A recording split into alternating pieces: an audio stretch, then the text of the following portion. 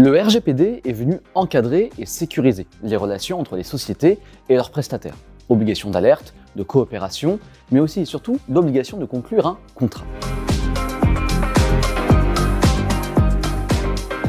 Pour rappel, cette obligation s'applique dans le cadre d'une relation entre un responsable de traitement, celui qui détermine les finalités et les moyens, le comment et le pourquoi, le client, et son sous-traitant, celui qui agit au nom et pour le compte du responsable de traitement, selon les instructions du client.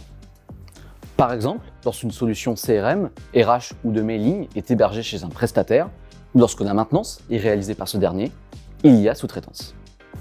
Un contrat permet de sécuriser la relation entre les parties, de définir les responsabilités, d'anticiper la survenance d'un litige ou même de fixer des plafonds d'indemnisation.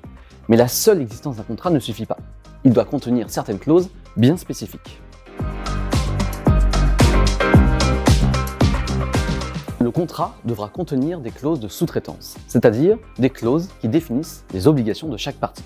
Elles abordent des sujets très variés, la confidentialité du personnel du sous-traitant, les conditions dans lesquelles le sous-traitant pourra faire appel à un autre sous-traitant, les transferts de données en dehors de l'Union européenne, etc.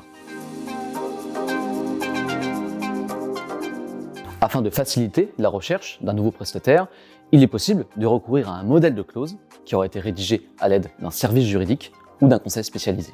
Néanmoins, ce modèle constitue une base de travail et les clauses doivent toujours être personnalisées en fonction de la prestation et du co-contractant. Ainsi, il faudra notamment renseigner le type de données personnelles traitées ou encore la finalité du traitement qui est sous-traité.